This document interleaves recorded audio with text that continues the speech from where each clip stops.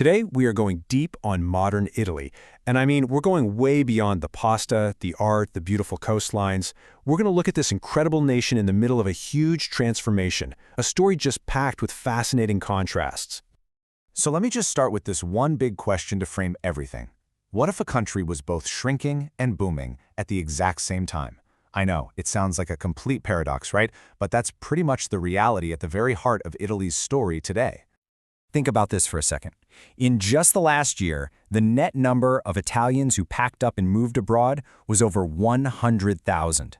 That is the highest number we've seen in 2 decades. A huge chunk of the population is literally voting with its feet. But at the very same time, you have this. In some of Italy's best wine regions, home prices have doubled, even tripled in the last 10 years. So while people are leaving, a ton of global wealth and investment is pouring in, looking for a slice of that Italian dream. And that right there, that's the story we're diving into. Modern Italy is this nation defined by these incredibly powerful balancing acts. You know, this constant tug of war between tradition and innovation, local roots and global money, people leaving and capital arriving. All right, so let's start with the first big tension.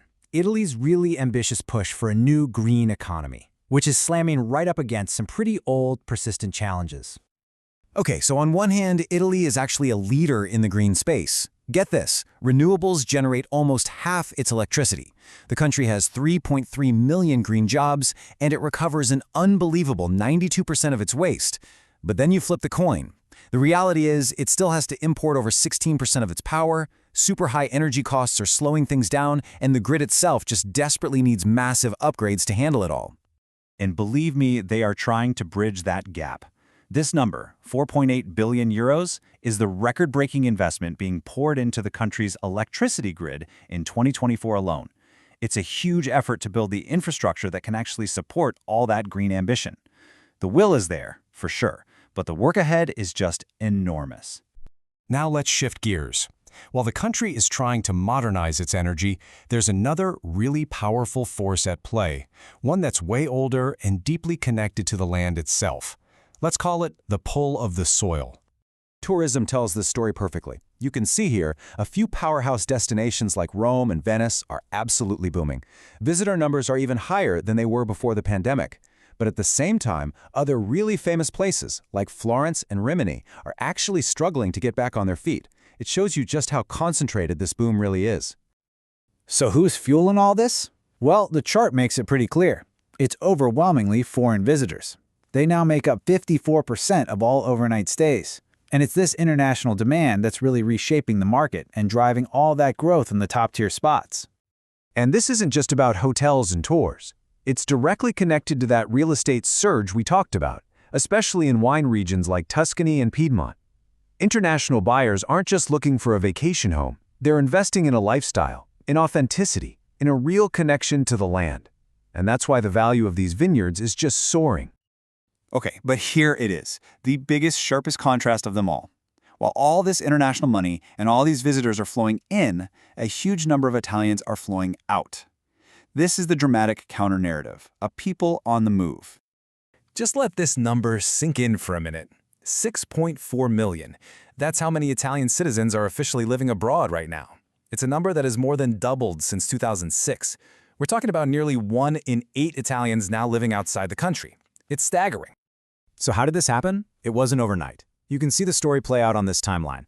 After a pretty stable period, the 2011 financial crisis was a huge turning point. It just kicked off this sharp rise in people leaving. That accelerated to record levels, and then, after a strange little pause for the pandemic, the last couple of years have seen the highest net loss of people in 2 decades. So what do you do when you're facing these immense pressures, a shrinking population, these deep structural problems? How do you respond? Well, for our last section, let's look for the seeds of a new Italy. These innovative, often very human-scale solutions that are popping up from within, all trying to find a way forward. Okay, check this out. This is a fantastic example of technological innovation. Italian researchers have created this completely biodegradable hydrogel from red algae, and it can hold 7,000 times its own weight in water. I mean, that's just incredible. It creates this super efficient way to do soilless farming. It's a really clever, sustainable solution for global problems like water scarcity, and exactly the kind of high-tech thinking that could create new opportunities right there at home. And it's not just about futuristic tech. I love this dual approach to ecology. On the one hand, the country is planting tons of new trees, over 3 million last year alone. But at the same time, it's meticulously protecting its ancient, monumental trees, treating them like living heritage. It's another one of those unique assets that Italy has. And you know, innovation isn't always about gadgets and tech. Sometimes it's about people. This quote comes from the conductor of an opera choir, inside a prison in Parma. In a country that's dealing with these deep demographic shifts, this is a response on a completely human level. It's about rebuilding dignity and community through culture. It's this commitment to what he calls a shared alliance, where no one gets left behind. So when you pull it all together, the story of modern Italy is really defined by these crucial balancing acts, right? You've got this huge green ambition fighting against an old energy dependence. You've got this flood of global wealth set against the steady stream of its own people leaving. You see a tourism boom in a few places while other regions get left behind. And all the while, you've got this brilliant innovation pushing up against these stubborn old hurdles. And that leaves us with a big question, doesn't it? Italy is clearly betting on its unique strengths, on innovation, on its incredibly deep culture, and on this new drive for sustainability. But will all of that be enough to finally resolve these tensions and to build a future that its own people, especially the younger generation, actually want to stay for? That's the challenge, and that story is still being written.